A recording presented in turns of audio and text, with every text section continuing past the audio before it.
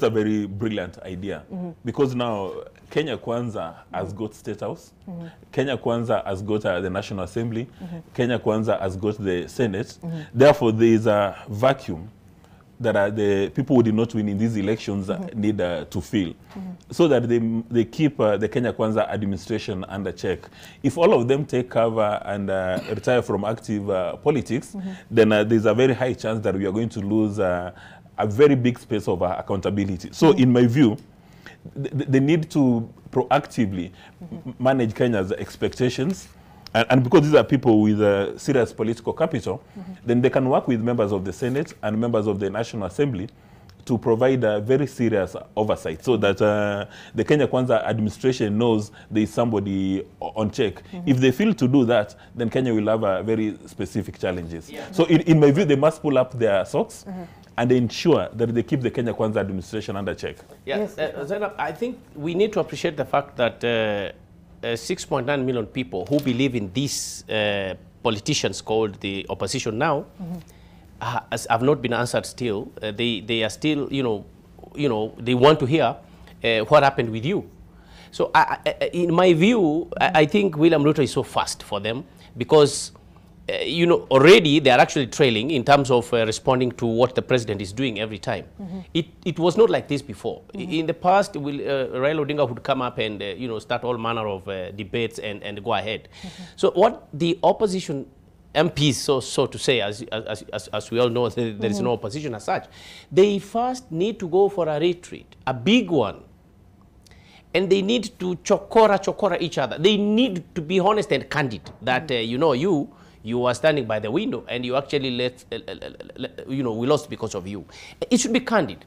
That is how, because I speak with a lot of their supporters. They have not even cooled down. They do not even know they lost. So it's high time. They don't just come preposterously, like pretending to be still, the luminaries that their fans, depend on. They need to go. So sort of iron out whatever issues that. Yeah, because they put all hopes on their supporters. In fact, you say now this is God's government.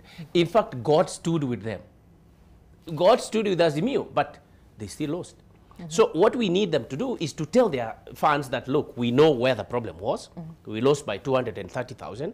We are going to work together with the government where it is important for them to supply, facilities and resources to you. But we will put it on check where they are not doing it correctly. When you look at William Ruto going to Homa Bay, and the governor for Homa Bay does not come there.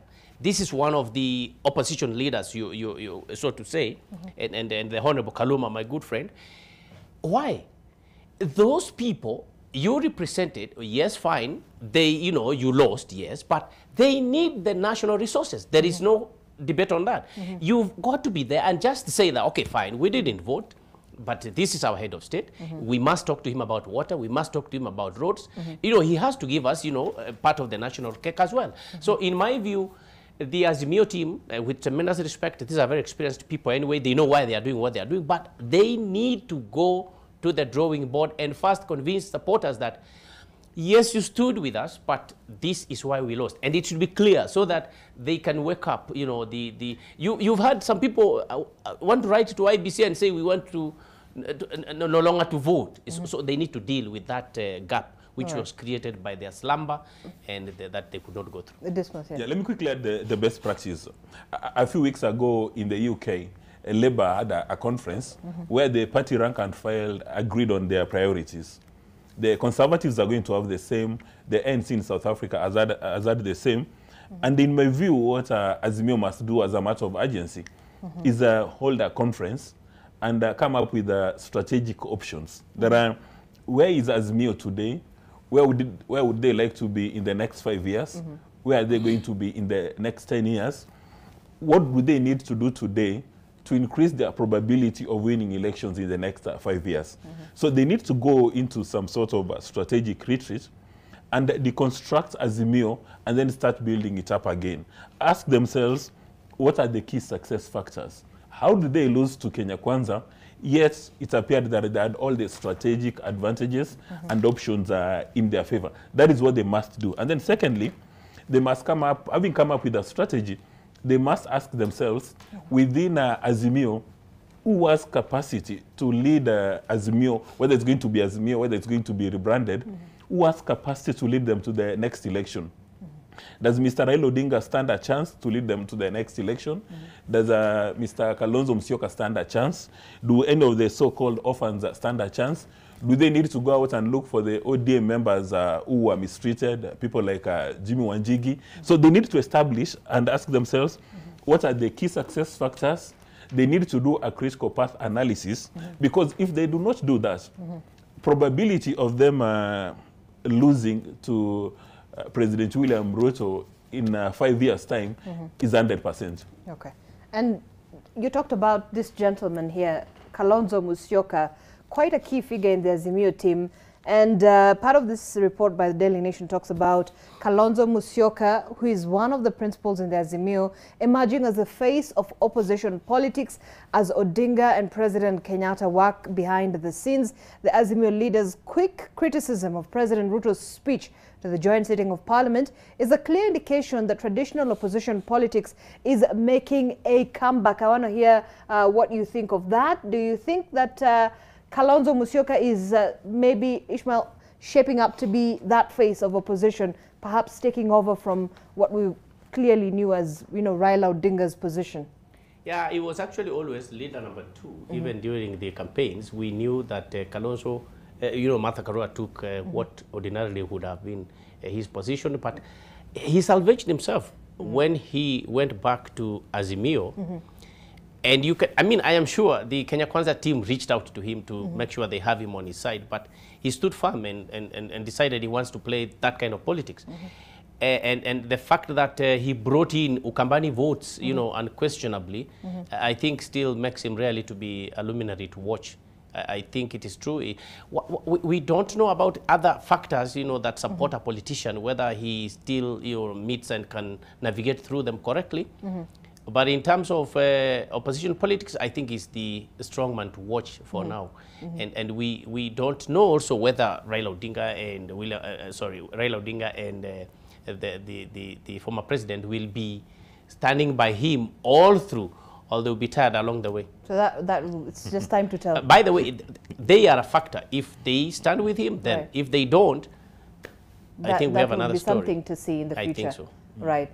Dismas. Yeah. Again, in the established democracies, the UK, the US, when the president delivers a speech on any issue of national interest, then the opposition leader or the minority leader comes out also to react to that. But sadly for Honorable Kalonzo Musyoka, he criticized what President Ruto said, but he did not offer an alternative. Anybody in Kenya has got capacity to criticize any speech. You just say that President Ruto missed the key points. Anybody can criticize. But I guess where the rubber meets the road is when you offer credible alternatives. Like, for instance, President Ruto has indicated in black and white that his administration is not going to subsidize consumption, but they're going to subsidize production as a strategy to reduce the cost of living. So when Honorable Kalonzo Musyoka criticizes that position, he should be offering an alternative. Now, when you offer an alternative, that's when you inspire people. Then they start looking at you as somebody who is has good capacity to take over as the head of state. Now, if again Kalonzo doesn't receive the support from President Kenyatta as well as Honorable Raila Amolo Odinga, we need to start asking ourselves whether he's got capacity to move on his own motion without the support of President Kenyatta as well as Raila Odinga. And for me, it creates the impression that somebody who is reluctant, who doesn't have capacity. And in my view, ODM really needs to go for that strategy session and identify some sharp tools in the shade that can buttress the national leadership. Because even the way Kalonzo delivered that speech... But you can say his recent remarks and his visibility, at least in the recent, few days, last few days, you can say it's actually eclipsing, Raila Odinga's position in the opposition as we knew. No, it's simply because Mr. Raila Odinga has not come out. If Mr. Raila Odinga comes out, then you will not even discuss Kalonzo.